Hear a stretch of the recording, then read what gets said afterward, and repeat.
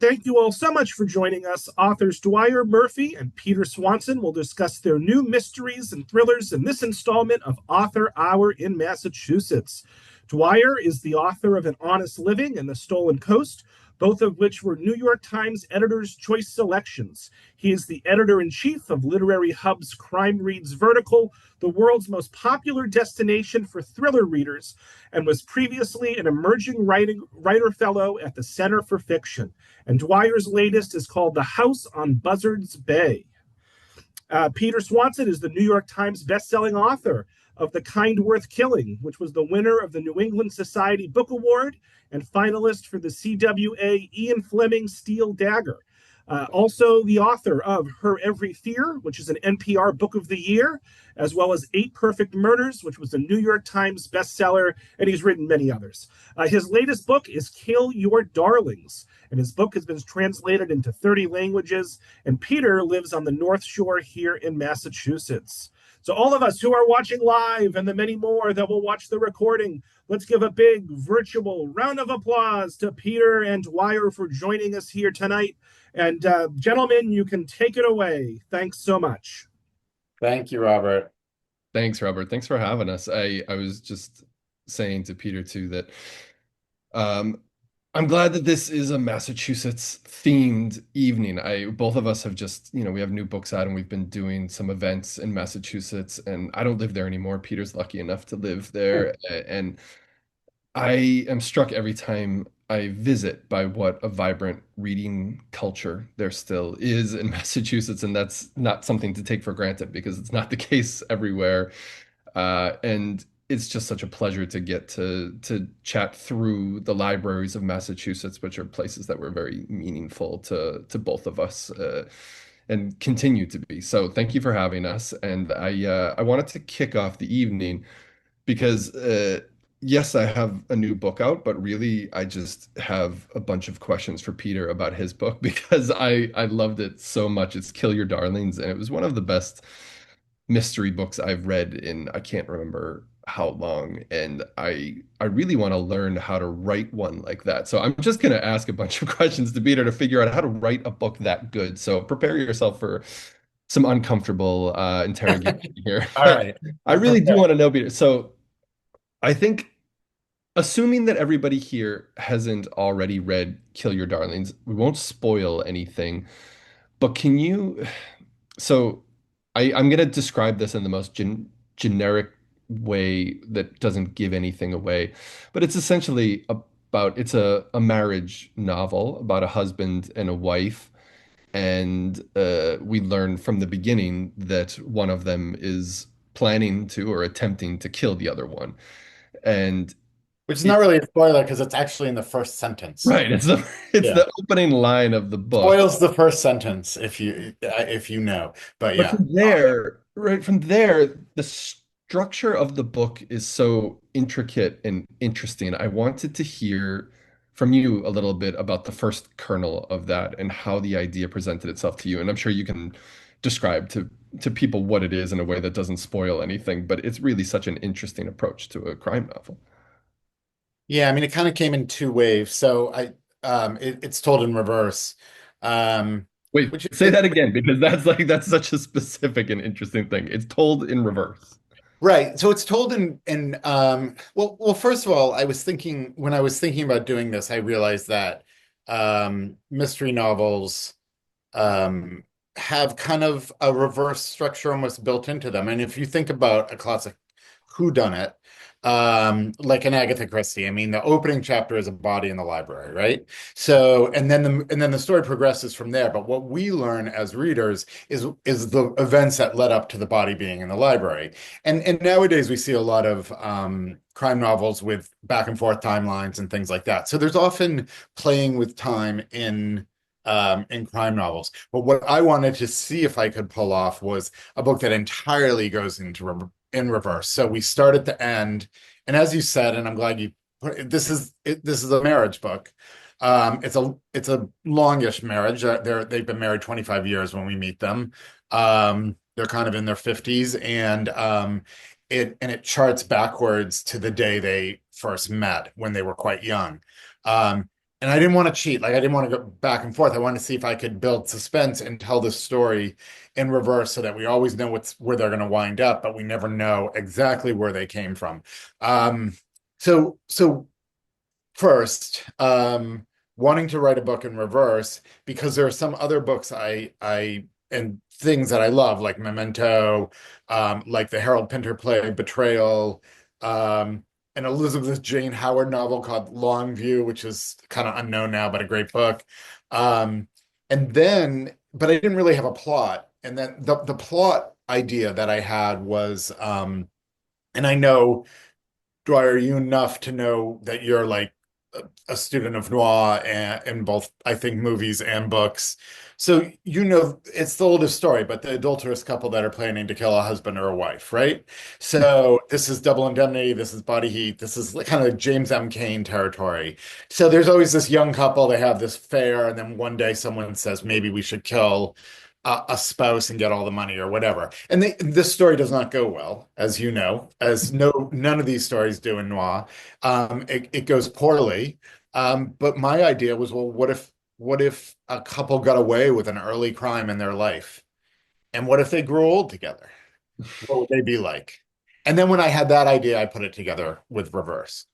It was so interesting because I mean, I said and I mean that it is a marriage novel and one that I think, despite everything you just said, I think most married people reading this book will identify with a feeling of it that sort of permeates the story that is not necessarily a homicidal feeling, but the feeling that there are moments in time that define and form what is to come in the marriage inevitably. And it's so interesting to see them visited in this way. And, it's the basic conceit is sort of funny too. Like it's a pretty fun book to read. There is certainly the tragic version of this story that, is the Bergman version of this, where we just see vignettes of, scenes from a marriage that Scenes from result marriage, in yes. murder, right? But that's not it. Like somehow it was extremely engaging and fun to read about the moments in this marriage that led up to one of the spouses wanting to murder the other one. Part of the other one, right? Yeah. Uh, Well, thanks. You're saying very nice things. I'm going to push against your. I can sense your planned outline for this conversation, which is, as you say, you're going to pepper me with questions. But I think we should go back and forth a little because I think it'll be interesting to intertwine these. And so House on Buzzards Bay, which I was lucky enough to read before it came out. Is a totally brilliant book as well and totally original. I mean, I was trying to think of uh books that are like it. I mean, we both read a lot of crime novels, so you're obviously never going to do anything entirely new because it's hard because everything's been done. But this one really like upended my expectations in a good way. Um, and I would and there's a little bit of it doesn't obviously go in reverse. Um, it seems to me that the central relationship in this book, there are marriages, but it's about a group of friends from college and they're getting on in years. So it had that similarity to what I was trying to do, which is we meet them past their prime, right? Right. Um, so talk a little bit about yeah, just fill in a little bit. Well, the basic I'll premise ask you of the it. same question. How did you come up with this concept and how did you then decide how to play it out? Okay, well now I'm gonna just admit something quickly that I remember at some point that I think my publisher said, don't repeat that because we want this is for a commercial audience, which it is. It's a it's a commercial book.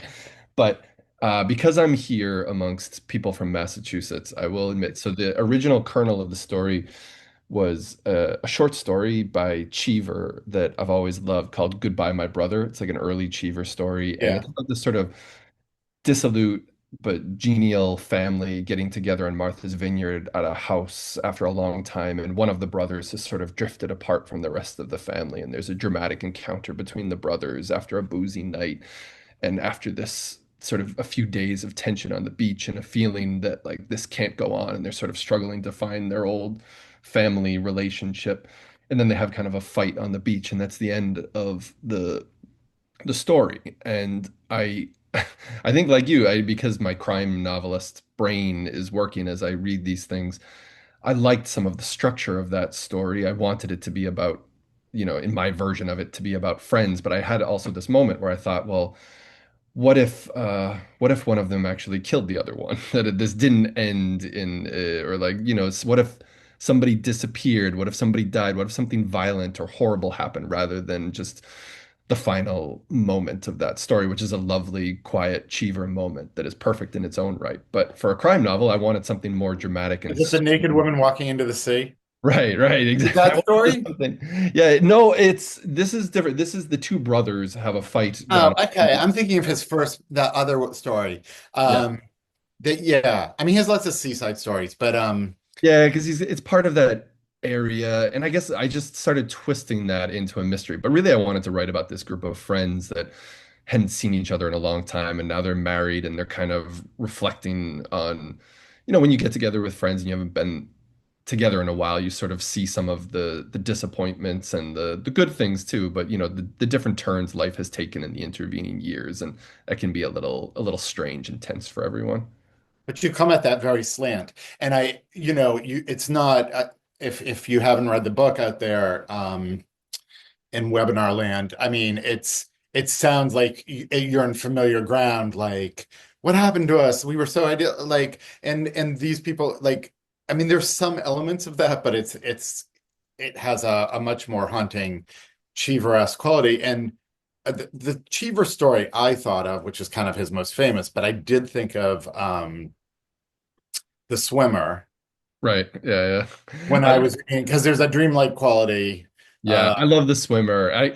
You can't maintain that for a novel, I think, right? Like I wonder sometimes with those perfect little Cheever stories, you do think, I mean, I think on balance, I prefer Cheever's stories to his novels, but you Well, I would know, argue his books don't work at all. Like he's actually born short story writer. yeah, I mean, like the Wop Shot books, they don't quite sustain for Right. me. I love them, but like they don't hold that feeling. Whereas a short story like The Swimmer can put you into that dreamlike state and hold you Yeah. over the needed amount of time to then kind of pull the rug out from you and show that something entirely different is going on. It's hard to maintain that over a book. I hope that to some extent I kind of structured it so that there would be a few acts sort of in the book Yeah. so Yeah. that I could kind of, in theory, pull the rug out at different points along the way. And maybe that's getting too much into craft talk, but a lot of us do still use that three-act structure to some extent or another. And for me, for a mystery novel, it's usually because I don't feel like I can maintain the ambiance or the atmosphere for 200 pages. I can do it for maybe 60 pages at a time, and then it needs to really change, or else it becomes a little dull. Which is I did want to ask you about because I think that in your books, and not just Kill Your Darlings, but everything, you have a really uncanny knack for pacing in particular. And again, this is a very specific writerly question, I suppose, but I think a lot of people out there who love crime fiction are interested in these kinds of things, especially. But I wanted to know, take me through, maybe if you don't mind, some points in Kill Your Darlings where you decided to, okay, this is the moment to switch perspective or to take a time jump, because you do seem to have an incredible sense for it. It always feels to me like the perfect point. And I wondered if that's something that you have planned out ahead of time that comes out in revision and you realize, oh, I really need to cut, 2,000 words because this scene should end right here. And I'm Yeah. wondering how that sense of where to end a moment works for you. Um, I mean, it's such a crucial part, and we all know, like, as writers, if you're not thinking about pace and reveal and when to reveal certain things that move the story along, I mean, it's so important. And as readers, we all know it when we read a book that starts spinning its wheels. And I think I think a lot about this in terms of mystery novels. They were. And Dwyer, you know this. I mean, they really expect a 350 page mystery novel from writers now. It's not always the best length. There were a lot of there's a lot of great 200 and 250 page mystery novels, primarily were the old paperbacks, and a lot of like Agatha Christie's. I always think like, and then there were none is like 50,000 words, which wouldn't even fly as a novel nowadays. And she kills off 10 people, so she's moving that pace along. Um, I um, I think a lot about it. I think in this case, some credit has to be given to the editorial process, cutting some fat from this book because there was a lot written that kind of wasn't moving the story along, and that was the hardest part about this book was how do you build suspense in reverse? And I have a whole the book kind of bounces back and forth from the perspective. It's not first person, but perspective of Tom and Wendy. And they have a son, and I did a whole section that was from the point of view of the son, Oh, no. along sort of where he's in his detective phase and he starts investigating his parents. And it's like I loved writing it, and everyone was like, "That's gotta go." And I was like, and they were totally right. Like it killed the flow. But I was like, that's too bad. But so some of it was having professional people who helped me see the big structure. Were you And working some of off of an it outline just for this too? Were you working off of an I did outline? no outline. Okay. I knew Oh. what they'd done. I don't outline at all. Yeah. Never. So I knew what they'd done, of course. I knew, but then I just kind of made it up. And then I thought, what are I had to think about I mean this book was really hard to write. I mean, all books are hard to write, as you know, but this for whatever I mean, um I will never write a book in reverse again. Let's just put it that way. That was a one-off. This is not my new mode. I mean, it was tricky. And at one point I stopped and I was like, I don't even know why I'm doing this and then I kind of came up with ways in which the past would really color what we had learned in the present. And it kind of pushed me to the end. But in general, it was hard. Do you ever outline? You just No, don't do no, it? Okay. I don't no. I think everybody expects for that crime novelists will and do, but I think it sort of kills a story on the page if you outline at least in too much detail. Sometimes, to like to sort of sell a novel like on a partial manuscript, you might outline to some extent or talk about the general directions of where Yeah. it's going. But if you try to stick to that outline, so I don't know, maybe at least for me, I say this in part too because I wonder if there are any people out there who are working on their own crime novels. It's something that many of us do at different moments in our lives. And I think Yeah. for me, the first novel I wrote, I did need something of an outline, and I ended up just cribbing a great deal of plot from a movie and then kind of making that a meta reflection that within the plot so that I could acknowledge that I was taking plot sequences from Chinatown and doing that. But then actually trying to stick to an outline just killed everything I was trying to write. I could never find any of that magic if I knew exactly where things were headed. So you're more or less the same. You don't do it. Yeah, we're exactly the same because I'm actually going to admit I just went and said I never outlined, but I did. I outlined my first two novels, neither of which were published. And I think, and I wrote my first novel at 35.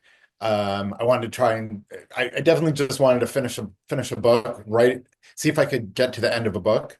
I loved crime, and I came up with an idea for a whodunit, and I thought it's kind of a classic whodunit. It was about a teacher in a writing room. There's a death in that room. One of the students dies. The teacher thinks someone in the classroom did it. So I outlined it like a whodunit, like we're going to focus on this suspect and then this suspect and then this suspect, and we'll build and it really helped me finish the book. Yeah. But the book was probably terrible. But I think it was kind of important in a way to to get get to that point where I was like, oh, I finished this book. And but you're right. I think it kills I think it kills the spontaneity because it puts you in the that you got to get to the next plot point as opposed to just letting the thing breathe a little bit. Yeah, but So finishing a book, you're right though, that like just having finished a book for anyone out there struggling, that is an achievement. And you do sort of, I think, uh, you cross a bridge when you do that, when you have actually finished a book, whether it's published or not published, like that changes something about your writing and you learn something meaningful and important for your career, just having finished anything that is a book length story, I right? call that my second best day as a writer. And my I would say my first best day was finding out my publishing deal for my first book. Um, Yeah. but but not far behind is second is writing this whodunit and reaching the end. I Yeah, remember, exactly the it was same. like 340 pages. It was a whodunit. It had a beginning, a middle, end. It had a detective character. It had a romance. It had what I hoped was a good reveal of the killer. And I felt like I just felt great that Yeah. I had done that. Wait, I And so I saw an interview that you had done in Crime Reads years ago with Eli Craner, who's another yep, great crime novelist, who's got a book coming out soon too called Mississippi Blue 42 for anyone out there looking for new fiction to read. But in the interview, I think you were talking with him about your first book and I think he, maybe when you guys did the interview, he probably had just published his first book and he was really hoping you were going to tell him that it got easier and better and more joyful as it went along. And you just told him no, and that you worried more and you were anxious more as it went along. And it was kind of an interesting point you were drawing, which was at the beginning, it's sort of like it's found money in a way, right? Like you can't believe this is happening, and that's just kind of wonderful. And then you build a career out of it, and suddenly, everything in your life, in a way, financially or, in other you want to regards, sustain it. Yeah. yeah, it's dependent Yeah. on that. And you also kind of know what great fortune you have, I think, to realize like I'm making a living off of writing books. This is amazing. Very few people Yeah. get to do that. But with that also comes the dread or the fear that it's all just going to go away. And that I'm finding something of the same, that I kind of thought that after a few novels I would just feel like a novelist and that's that's just who I am and I keep doing this. But actually there's a real Yeah. sense of worry as it goes along with this is such a wonderful gift. I don't want to lose it. Probably what I told Eli was like when and my first book, I think it was kind of an oddity. I was like, I'm going to be a published author. Like, no one's going to read this book. I'm not going to sell 100 copies. Like, I didn't, but I didn't care. I was kind of giddy with the idea that I'd been, I would always have this one, it was a two-book deal. So I was going to have two books. And I felt kind of giddy about it. And like, well, they can't take that away from me now. Like, but, but, um, but then you right then you quit your day job and it's all stress. No, it's a lot of joy too. But It's a did joy, you but it's write? it's a different joy at that point. It's a different kind of joy. Yeah. Yeah. Did you must have read you wrote unpublished books? Or Yeah, I think I had started when I was well, okay, I will explain this and then I want to come to something that I wanted to ask you about that I think I wrote some sort of, self-serious quote unquote literary novels when I was younger and wanted to write a very specific kind of like mid-century fiction. When I mentioned Cheever, you can tell what kind of novel I yeah. think I wanted to write. And I'd grown up dreaming of being Updike and writing about tar box, which I think is like a strange dream probably for a young person. But in that era in Massachusetts, maybe not that strange. Everybody's Yeah. parents had couples on the bookshelf somewhere.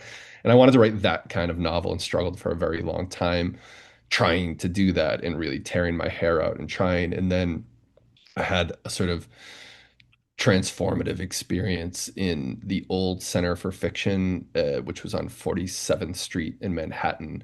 And they have this amazing library, just floors upon floors in this old townhouse, or not townhouse, I guess it was an 8-story building in Midtown, stacks of old novels, and they were particularly well known for their crime fiction section. Mhm. So I think that like 2 floors full of crime novels. And I think just on a day where I was tearing my hair out at this sort of Updike type novel, I sat down and picked up Walter Mosley's Devil in a Blue Dress Yeah. and just read it through. I think I stayed until 11 at night just until I finished this book. And it was a sort of revelatory experience. I think it had been a while since I had read in that way that was pleasure, but also, illuminating and rewarding and, enriching in a very particular way. And so it just reminded me of an old love of crime and mystery that I kind of rediscovered that way. But what I was thinking is that a lot of people who write crime fiction, I think it's something that some of us came to slightly later. Like it's a slightly matured taste of reading or an affection for that kind of reading maybe comes a little later. And I was wondering how you discovered mystery fiction and what point in your life were you at and what had you been reading and writing until then? Well, I'm totally different. I mean, I just was mystery and suspense from the start. So, and I was a kind of a voracious kid reader. Um, So were you looking at like the kid mysteries too? Were you reading I those? did kid mysteries, so like Encyclopedia Brown, and then of course, Hardy Boys and Nancy Drew. And I'm old enough that like I was given the Hardy Boys and my sister was given the Nancy Drews, but I read the both. I mean, Nancy Drews are actually a little better. I read those, but by the time I hit 9 or 10, I'd already read all my dad's Ian Fleming's. And Yeah. then my mom had the Spencer novels, the Robert Parker Spencer novels, and I was reading those. And then, and we had the big books around the house. We definitely had couples, and I read that as a teenager. Although I believe Updike, like Cheever, is a better short story writer than a novelist. But I read a book called Coma by Robin Cook, Yeah. It that scared the living crap out of me. was a Massachusetts novel too, right? Wasn't he a It is. doctor It's in that Boston? Boston General. And that's one of the things I loved about it. It was like, oh, whoa. And it was loaded with like sex and scary villains. And it was a good book. Like that's the book that really kind of, I snuck it from my mom when my mom was done. Right. And then of course Stephen King. So I was always like this. And then I did go through like a literary, I think as a reader in high school, because I was reading Updike too. Um and Cheever, but Hemingway and Fitzgerald and all this, and I was an English lit major and I sort of um, briefly went through wanting to be a literary writer as well, and also a poet because that was kind of my first love. I never quit reading mysteries. Like I never went, like when I was an English lit major over like Christmas break, I would just like read thrillers. So Yeah.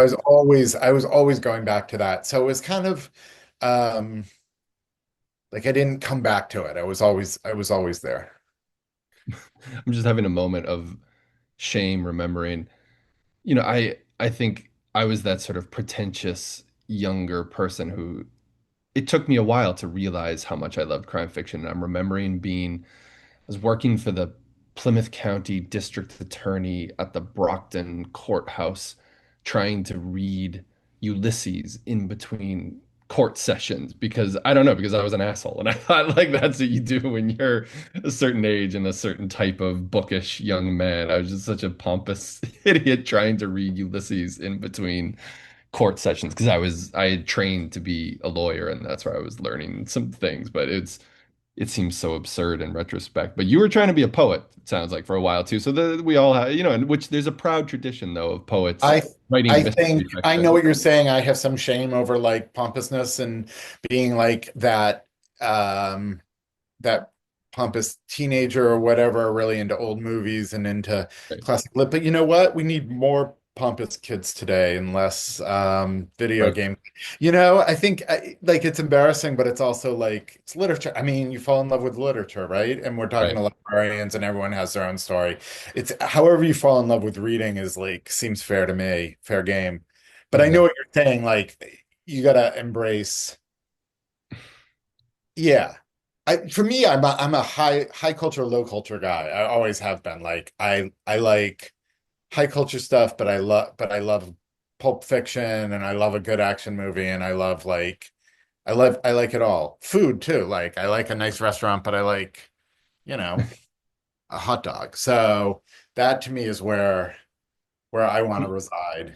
You always work things in, like the references into your books really well too, especially in Kill Your Darlings, but all sorts of, you have a lot of meta elements, or like, the characters have their tastes in books and Yeah. in poetry and movies. And it's always, it's very well done. And I remember, I think my first novel was much more meta in that sense, and there were references all over the place. And I don't know why, but somehow I got scared off of that by readers, or I don't know if who scared me off of that, but I felt like it was too self-indulgent, and I stopped doing it. In reading your work, I always think it's so perfectly done. I wish I could do it.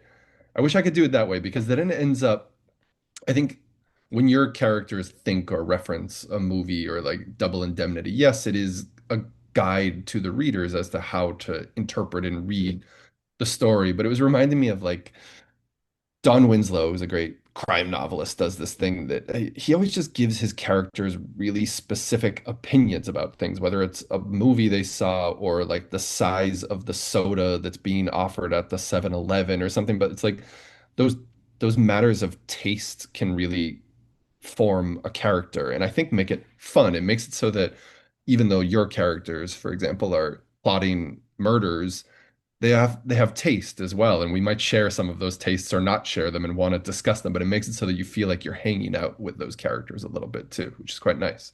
And you still got to eat a meal in the middle of your plotting. Exactly. Yeah. Um, and read a book. But I there is something indulgent about it, and I'm just like, I don't care, and I get enough good feedback. I'm It's sure some not though. When you do it, it's not indulgent. It does feel like, it feels like character points to me. I mean that. I also do some of it strategically, like it's sort of a sneaky way to make everything look like an homage as opposed to plagiarism. So I think my second book, I'm Worth Killing, it has a very similar plot line to Strangers on a Train. It's basically strangers on a plane because this couple meet on a plane and then talk about killing, and then it goes in totally different directions. So I didn't feel like it was plagiarizing, but I wanted to acknowledge. So at the beginning of that um novel, my main character Lily's at an airport bar and she's reading a Patricia Highsmith book. And it's just a way to be like, Yeah. hey, I know. It's That's a similar. good tip for people out there who might want Yes. to write, in that I was told at some point by a writer who was, more senior than me, telling me that it's perfectly fine to crib a plot or take the structure from something that you love and then do with it whatever you want, but just, throw a little reference in there to make sure that they know that and then it's not plagiarism. It's something else. Homage. Yeah. Yeah, it's 100%. And I think then if your readers are readers and they're happy to see that, and it's like it's a fun moment for them too. Um, I did it in Kill Your Darlings. I have, at one point I have them. I think it's in the mid 80s or early 90s. And I realize it's when like Martin Amis was on his book tour for Time's Arrow, which is a book that goes backwards in time. So Right. I have them attending one of those things. But I mean, it's really me just pouring my cluttered brain of pop culture facts. Right. Like, people think I have a great memory because I can tell you like who directed what movies and what years they came out, but like I can't. I just have good memories for certain things, like books and like I love sports, but I have a bad memory of sports. I don't care enough about it, I think. But like, so I just dump that onto the page. Yeah, I tend to, it's funny, I've been obsessed with sports my whole life, in Boston sports, and yet I don't have that sort of encyclopedic recall that like the Bill Simmons of the world can remember, what Yeah, happened in game 3 versus game 4 ages ago or something. Mine are right. always very sentimental attachments. I'm wearing like a Bill Walton shirt right Oh now. yeah, It's just like, that's, I like the characters and the figures of yeah. sports and big narratives. I can never quite remember those details the way I could for a book or a movie. I'm weirdly stat related with it when it comes to movies and certain books. So like, I kind of have those memorized. And again, it's not me trying. Yeah. It's just what sticks. Yeah, exactly. As I get older, I find that like plot wise, if I read a book and I'm not like sort of in love, like it's kind of gone from I have to read a book again if do you reread books? I do. I have certain books that You have to read so many books though for your job. yeah, I do. For my day job, I read a lot of books, but I do have like certain books for certain things that I'm working on that kind of shake me loose if I'm feeling stuck Sure. on something. And like usually, for most of the stuff I've written, it's been Elmore Leonard that reading him kind of like lubricates whatever I'm working on in a way. It's like Yeah. adding just a little bit of lubrication to a machine and it kind of gets me going again. So often I'll have, like, I think I have the Library of America collection of the Elmore Leonard novels just on a ready at hand shelf to where I write. And if I'm just having trouble finding the voice or I'm not feeling very verbose or conversational that day because I'm always trying to write things that are kind of conversational. I only use the first person and they tend to be quite conversational and that's how I draw people in. And so I think reading little bits of Elmore Leonard makes me feel like I'm in the mood for a chat, because everything he writes is so conversational, whether it's first or third person. There's always this feeling that somebody's sitting across from you at a table telling you a story.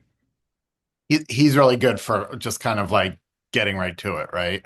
Right. Um, you know, not messing around. But I have the same thing. I have certain people I read. I wanted to ask if I definitely got like Cheever from your book. I did get a little bit of Patricia Highsmith from your novel, especially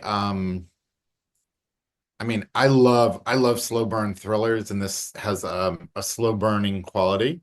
Um, I think that's sometimes like editors don't want you to call them slow burn thrillers Right. anymore, Right. like because of death, right? But and I think Patricia Highsmith wrote one of the best slow burn thrillers ever called A Tremor of Forgery. I don't know if you've read that one. Almost Yeah. nothing happens, and Right. it's just dread. Right. And That's I funny. love I think I actually read that one probably right before I started working on this, actually. And I've been thinking about it just because I saying to you before, I love expat thrillers or like yeah, enclave thrillers. And she does that really well, right? Where I think the setting feels like it is closing in on you. So sometimes it can excuse the fact that there is relatively little plot happening, that feeling of the walls closing in. And it's dread and it's other things, but it can, for me at least, fill in some of the pleasure of.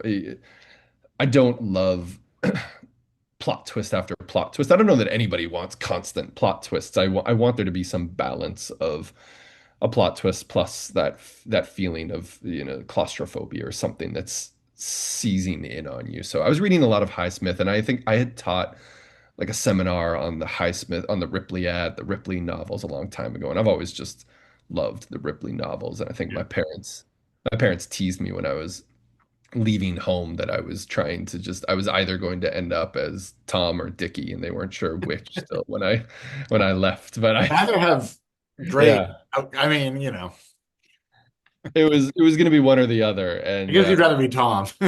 Yeah, I mean, I don't want to end up dead, but yeah, I don't that's know right. that Tom should be a goal. But they were always teasing me. I went off to school. I think I left Massachusetts probably for the first time in a meaningful way. Like the first time I got on an airplane was maybe to go. I went to school at Georgetown, but you could take the Chinatown buses from Providence down to DC back then. So I didn't get on a plane until I moved to France for a year and a half somewhere in my 20s. And I think they very much felt like I was, wearing the Princeton jacket, like in the beginning of the Minghella Yeah, yeah, version yeah. of Ripley, right? They weren't sure how I was gonna end up out of all of that. They were a little worried. Wait, but that reminded, I wanted to ask you because I went to school in Georgetown and there's some pivotal stuff in your book that happens in the neighborhood of Georgetown, specifically on the Exorcist stairs, which some people will know. It's an extremely steep staircase that is part of the Exorcist movie. But tell me how do the Exorcist stairs get a hold on your imagination and work their way into the story? Yeah, I mean, I think it kind of came naturally in the same way that it occurs to Wendy. Um, and again, I think these aren't major spoilers because they're all in the first chapter, but she's thinking, one way to kill someone is to push them down the stairs, but there's just no guarantee with the stairwell is not a guaranteed murder because you don't know how they're going to fall. So she's thinking of big stairs, but then and then at the same time I was thinking, oh, that's just stairs. I've been to DC just once, and no, twice, but I've been to Georgetown once. And before I went anywhere else, I went to look at the Exorcist stairs because of that movie was so much like in my imagination from seeing that film probably too young. And Right. and so and they kind of actually, except for the fact that they're used as like an exercise station now, they kind of live up to their billing. Like they're really steep and long. They're creepy Yeah. at I think night. I like took a, I didn't have any money when I was at school, so all my dates were like walking around dates, that's sort of like a Richard Yeah, Linklater date. And I think I have a memory of like taking somebody by the Exorcist stairs, thinking it would be, somehow romantic or I don't know. I thought it was going to be the Spanish Steps in Rome or something, and I just hadn't been there yet. And I got to the top, and it's genuinely unsettling. It's really at night, it's very creepy, and the yeah, Potomac is off in the distance, and there's fog rolling in. It's kind of yeah, and it's the steepest staircase you've ever seen anywhere in the world. It's crazy. yeah. You really don't want to fall down it or get. No, you don't. But so are you just like mining your life for good murder settings and scenarios now, or what do you do? How are you out Well, there I mean, as you finding know, them? as a thriller writer, you really can't mine. I mean, hopefully you can't mine your life for your plots because we don't want to live in these plots. We just want to think them up. So, but that was just a sort of a location. But that, it's not, as I said, it's not really a location. I didn't live in Georgetown or anything. I just remembered visiting there, and I think thinking about pushing someone down the stairs, you'd want to push them down a big set of stairs, if you were going to plan such a thing. So I thought of that. And it was kind of, I was like, oh, that's a good location. So yeah. There are these So little yeah, I'm moments. go to your book's very atmospheric. I'm assuming that's I forget the name of it's a made up town. That is it Yeah, on we call Wareham, it or is it kind of Patuxent. Yeah, it's called Patuxent in the novel, yeah. but it's Wareham, Massachusetts, like Onset, the village of Onset in Wareham, and I gave it most of its, its history came from Onset's history because it was this. And the It's a spiritualists and all that. Yeah, it's like this tiny village that had served different purposes over the years, but one of them, for about a 30-year period, it was settled by groups of spiritualists, mostly who came down from Boston at that time, and they bought up a lot of land and developed a lot of, that very Victorian gingerbread style, different structures around town, and they built this thing called the Wigwam, where it's a large spiritual structure that you'd go into and try to commune with the dead. And so all of this was just kind of around the town where I grew up. And you still see they still do meetings. I think I was there last week and my father was trying to get me to go over to a seance, but I'm genuinely freaked out about ghosts and the supernatural. I enjoyed writing about some of that in this novel, but I found out in the course of writing this novel that I do believe in ghosts, and so I didn't really want to mess around with them. I didn't dare to attend a seance recently, but the town still has some of that feeling. Obviously, like, we're 100 years past most of that, but there's a real lineage of it in the area, and it's that kind of eccentric old New England enclave that I think you can't quite replicate or find somewhere else. So all that atmosphere was kind of working into the story as I started building it out. But I keep writing versions of my hometown. I think the next thing I'll write will be something else. But I've been working through. I have What like about these Florida? Would you settings. write something set in Florida? Yeah, I think the next thing will be set in Florida. I live in Miami now, and I'm far enough along into the next one that I feel confident in saying that will be the next thing will be a set in Miami. But I keep working through these sort of memories of childhood because there are certain places where they're formative for you, and Yeah. for whatever reason, Wareham, Massachusetts, which I need to ask you now because one of your characters in Kill Your Darlings is from Wareham, Yeah. announces herself is from Wareham. How did you end up referencing my hometown? I really want to know because it's not something that pops up in books much. I thought I had like the market cornered on Wareham appearing in books. When I graduated from college, a very close friend of mine graduated from college at the same time and uh, worked for 2 years at a liquor store in Wareham. In fact, he co-owned it. He kind of bought in with this other guy to run this liquor store. Was And I it used to, Sullivan's or the Jug Shop? Do you remember what it was? I would have remembered Jug Shop Sullivan sounds right. Yeah. This was a long time ago. Okay. For some reason, that put Wareham, so I would go down and see him. At the time, he was living at his parents' Cape House over the Yeah. bridge. So in Eastham, but I'd been to his store and um, he used to bring me cases of the discontinued liquor. So that was a good thing. But yeah, so for that's it. That's all I got on Wareham. Okay. My And you're and committed it to turned the out and it turned out to be a really bad situation. He got kind of like screwed over by this guy, this co. It was like I mean, it didn't turn criminal, but it was criminal adjacent. You don't mess around with Wareham. I don't know what was going on there, but I'm Yeah. sorry you have a good experience of it.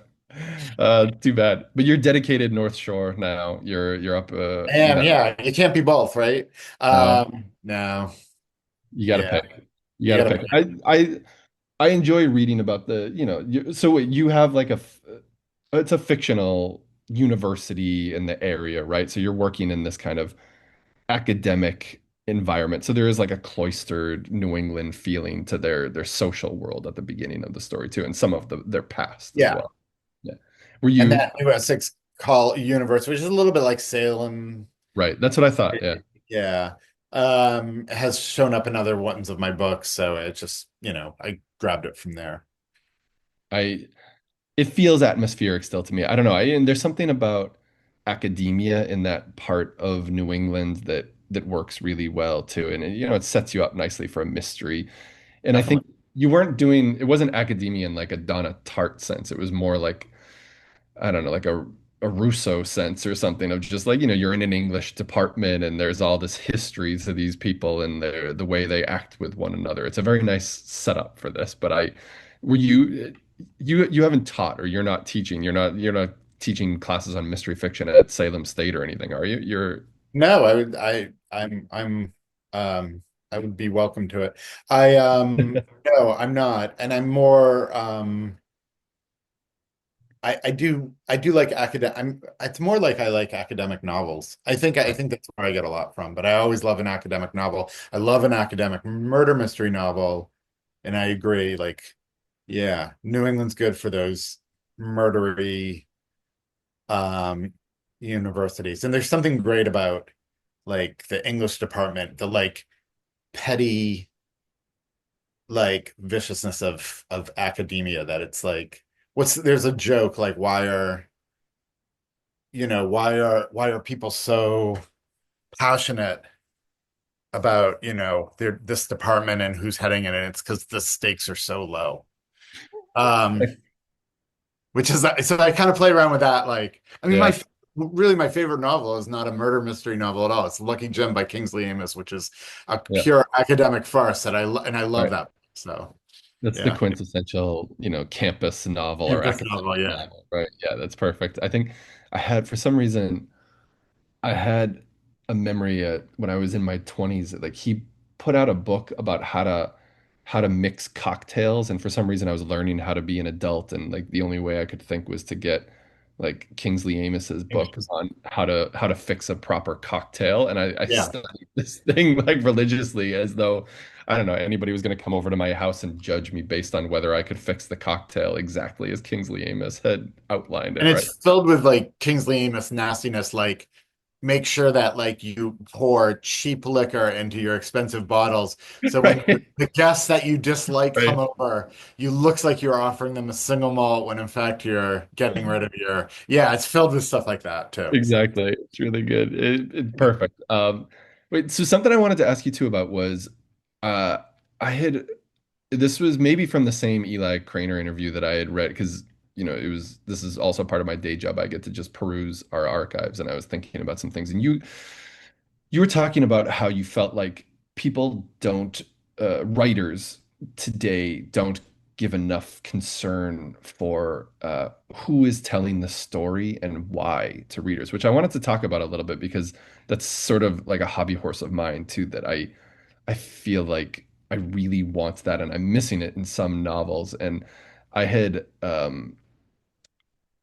had had this conversation with Daniel Woodrell, the novelist, a long time ago, and he had told me just a simple little piece of advice, but just like remembering that you need to pick a human on the other side of the conversation, whether it's in the first person or third person, there needs to be a Yeah. human voice behind what you're writing and never kind of lose sight of that. And I wanted to talk about that. How do you do that in a novel like Kill Your Darlings? How did you find the voice for it? And how do you ensure that it feels like a human voice? Like there's a person telling this story and there's a reason why they are telling this story now. Yeah, I do think about it. I don't know how I necessarily do it. I mean, it's not, I mean, I think I inhabit there. I do a lot of daydream. My outlining is daydreaming, right? So instead of outlining, I just think about my characters and I try and inhabit them. And then I think this is Tom and Wendy's book, and they're going to each tell the story because we need to hear from them both to get this full story. We can't only hear from one. It won't be complete. So I do think you need to think about that. Who's telling the story and what do they know? So, a book like a classic like Rebecca is, of course, made by the fact that it's told by the second wife. Right. It's the story of the first wife told from the second wife, and she knows nothing about her. So that becomes the story. So you really need to think about that. And I think too many books nowadays are sort of instantly in the first person and for not necessarily a good reason, or Yeah. they bounce around. And I'm guilty of that too. I mean, it's not. Yeah, But you were talking yeah, about how like in the old days the old days me I'm referring casually to like the 19th century, but or like, there was a demand that in the first person explain itself. Like there needed to be a framing device, whether it was people sitting around telling ghost stories to one another, or yeah, Watson telling like the versions of Sherlock's story, and he's doing it for a very specific reason. But you don't find that anymore. It was making me think about my own use of the first person and why and how I'm doing it. I always use it just because for me it's the best way to get on that conversational footing and yeah, away from language that sounds like writing, like self-conscious yeah, writing. I'm trying to write a book and sound like I'm writing a book. I try to force the first person on myself so that I imagine there's somebody that I have to tell this story to and keep their interest. And I think with the first person, you also can forgive a little. It's not so important exactly what happened next always. With the first person, it's usually about how you explain what is happening next. Like if somebody is sitting across from you in a bar telling you a story, I think you're a little less worried about exactly what the next sequence is and what the story they're telling you. You're a little bit more wrapped up in the person who is telling it to you and the all of their mannerisms and why they're choosing to tell you what they're telling you. So I always go to the first person for that. But now I feel like I need to justify myself a little bit more because you're right. There used to be these frameworks and conceits, and like it's an important part of a mystery, I think, too. I think novelists used to be kind of embarrassed by like writing a novel. It was like in Frankenstein, I think it's just told like first it's a story, then it's a letter, then or like Dracula's like this too. Like, yeah, we like I heard this story from so and so and they told me, and then they're like, he gave me this manuscript that he wrote Right. during right. Right. They don't want to just dive in and just and be like, oh, because it's weird. First person narratives It is is. like, what is it? Like, is It someone is. actually writing it down, or are we in their head? It's a strange thing if you think about it. It is. I enjoy it and I need to interrogate it a little bit more. Conrad is always my favorite for those, like a Lord Jim or something where you can really get lost in who's telling the story and why. But well, I think we're it's time to wrap up and say Yeah, thank yous to everybody in Massachusetts and abroad and all over the place, and thank you to the libraries. And again, I just wanted to reiterate how much the libraries in that part of the country have meant to me and how much we appreciate you guys. So thank you so much. And thank you, yeah. Pete, for doing this. Thanks for having me be part of this conversation, and thank you, libraries, of course. Keep up the good work. Yeah. Folks, let's give Peter and Dwyer a big virtual round of applause for a great conversation. Look for the recording via email later tonight, and please take the feedback survey when you exit the Zoom. So thank you all so much, and I hope everyone enjoys the rest of their night. Thank you, Dwyer. Thank you, Peter. Thanks, everyone. Thank Bye. you.